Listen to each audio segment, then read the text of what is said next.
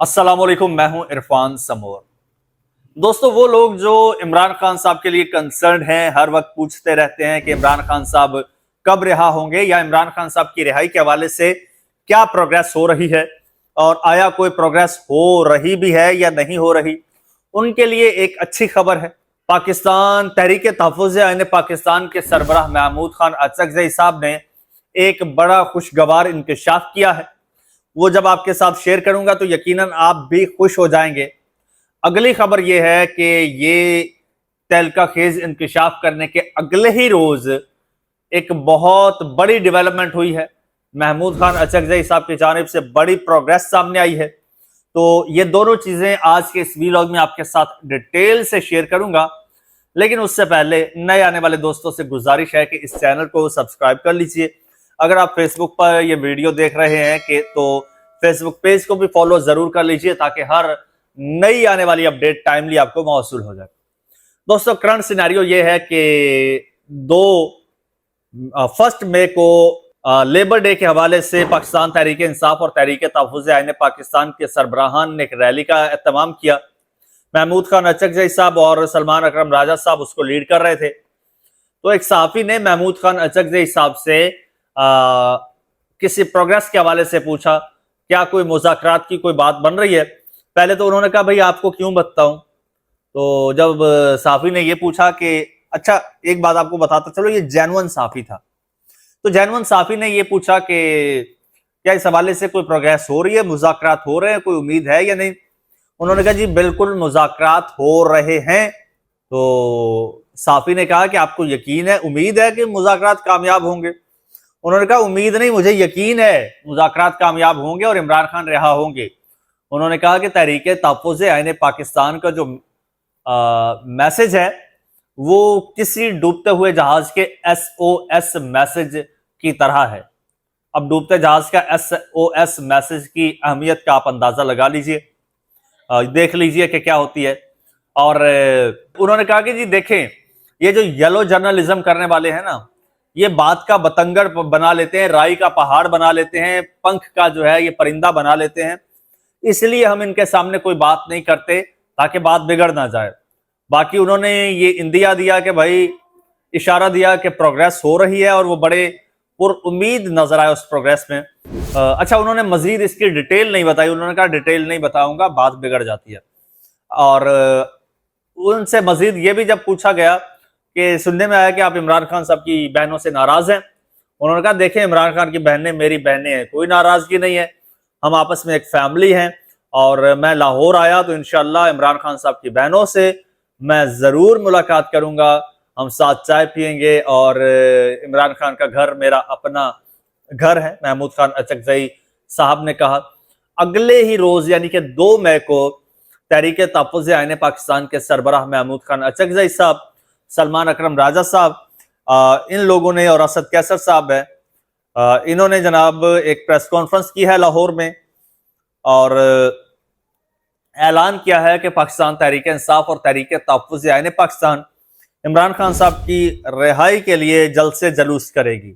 जी हाँ, ये ऐलान कर दिया जी। तहरीक तहफ़्फ़ुज़ आईन पाकिस्तान के सरबराह महमूद खान अचकज़ई, PTI के सेक्रेटरी जनरल सलमान अकरम राजा, असद कैसर, सरदार लतीफ़ खोसा, उमर डार और हुकूक खल्क पार्टी के अम्मार जान ने लाहौर में ये मुश्तरका एक प्रेस कॉन्फ्रेंस किया जी।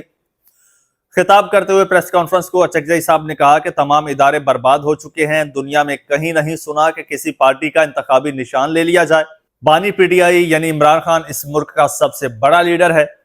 उन्होंने कहा कि यहाँ आज वफादारियां ना बेचने वाले गद्दार हैं। हम कहते हैं कि पाकिस्तान में मुंतखब पार्लियामेंट हो, ताकत का सरचश्मा पार्लियामेंट हो, फैसले मुंतखब पार्लियामेंट करे। हमारी किसी से कोई दुश्मनी नहीं है, हम लड़ाई झगड़े वाले लोग नहीं हैं। महमूद अचकज़ई साहब का कहना था कि नवाज शरीफ, शहबाज शरीफ, आसिफ जरदारी, इमरान खान बड़े आदमी होंगे लेकिन सबसे बड़ा पाकिस्तान है। उन्होंने कहा कि हमने ये फैसला कर लिया है कि गली गली जाएंगे। हम इदारों से कहते हैं कि सियासत आपका काम नहीं है। उन्होंने मजीद कहा कि माइनस इमरान खान का माहौल बनाया जा रहा है। ऐसी हर कोशिश की तहरीक तहफ़्फ़ुज़ आईन पाकिस्तान मज़ाहमत करेगी।